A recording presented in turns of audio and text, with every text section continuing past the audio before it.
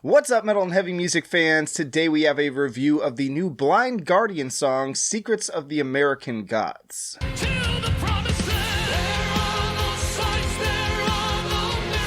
So I should probably clarify, I'm not exactly a hater in the sense that I think Blind Guardian sucks or anything like that. I'm just not really that big into power metal. I don't know. Over the years, I've always found it kind of cheesy, which is a little weird because lots of metal genres are cheesy. I listen to a lot of new metal too, which is plenty cheesy. So it's weird to split hairs, and this has really been the year or the past 2 years where I've been trying to step outside of my comfort zone and try some new things. And I've been pleasantly surprised. There have been a lot of things that I wasn't sure I was going to like that I ended up enjoying, such as Epica, recently the new Ghost album. But yeah, just to give you some context, that I'm going into this song with very little context. I've listened to some Blind Guardian, dabbled here and there with certain songs over the years. Nothing ever really fully sucked me in. But this song, it might be the one.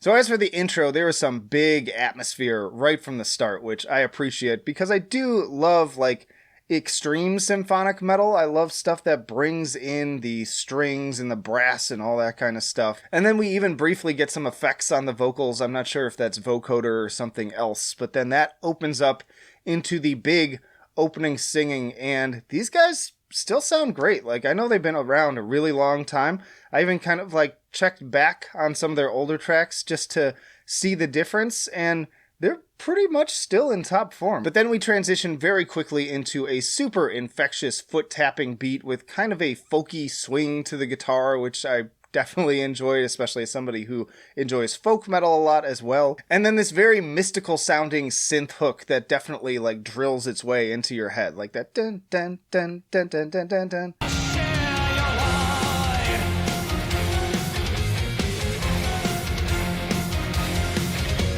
Has kind of a sitar sound to it. Might be a different regional instrument, but definitely that Eastern sort of vibe. And moving forward, lots of layers with the church bells and then these punctuations of power chords over this driving, crunchy bass groove that has an awesome tone to it. And then we get into some of the more sing-along vocal moments already in the big dramatic build-up. So here comes a new God be brave, a dark-spelled illusion of greed and of sin.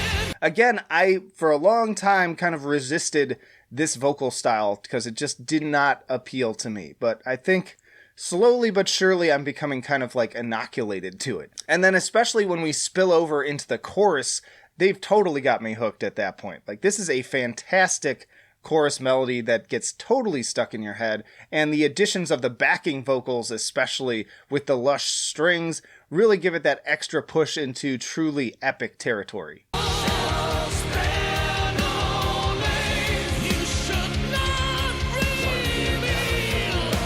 Very catchy stuff. I'm going to be singing this one all day long, probably. And then if that wasn't enough, it's already time for a brief but ripping effects-infused guitar solo, once more with the exotic sort of Eastern vibe from the intro. Shredding it up, definitely something I appreciate as a guitar guy myself, and then right back into that awesome synth hook. It's more or less rinse and repeat for the next section, except for the second time ending with that fun little watching you, watching you. We're watching you.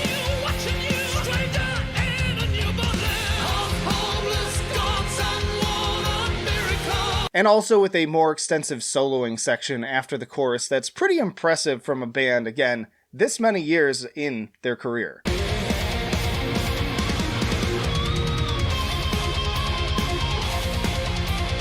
Then we go into the bridge, again with more dramatic church bells and somewhat sinister sounding chugging guitars that I definitely appreciate, again, as somebody who likes the more extreme side of the symphonic genre. I'm not as in love with the vocal melody on this part, as it feels a bit haphazard, it's not fully baked yet. There's not a good hook to it. There's not a good through line. Maybe it'll grow on me, but there's so much else going on in this part that it's not really bothersome, and really, the next chorus is not far along. And then big build, and then the ending, and I'm always curious at how bands are going to end big epic songs like this, and they go with an over and out on the big vocal high note. I was a little underwhelmed with it. It felt like I could hear some of the age in the vocals at that point, particularly. I'm no vocal expert by any means, so I'd be interested to see a a vocalist react version, talking specifically through that element, but it did feel just like slightly off to me.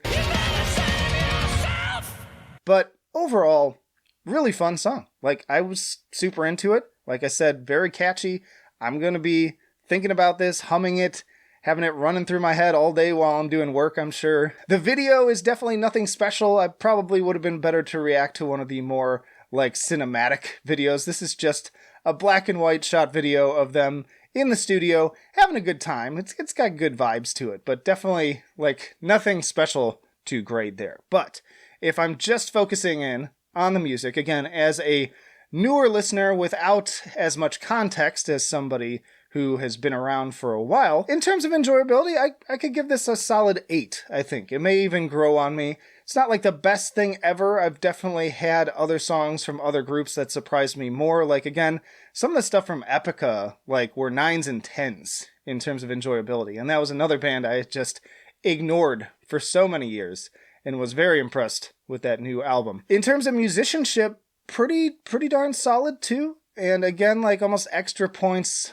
deserve to be awarded for any band that's been around for like decades at this point and are still killing it. Because a lot of these legacy acts, they sound pretty tired, y'all. But these guys, they've still got the energy. They're still bringing it. Especially the guitar soloing sections are awesome. And those vocals, I couldn't do them, and I'm in my mid-30s. And this guy's a bit further along in his life than I am, so I'm definitely impressed. Have I heard better in this style, even as somebody who doesn't listen to it a lot? I would say so. But I'd say across the board, the songwriting coming together, it's like an 8 or a 9. Somewhere in there, like maybe like an 8.5. And then in terms of innovation, this is a little tough for me because I tend to score this in 2 different ways. First of all, like, how original is it within the just larger context of the genre and music in general? And again, as somebody who doesn't listen to the genre a lot, it's hard for me to speak on that.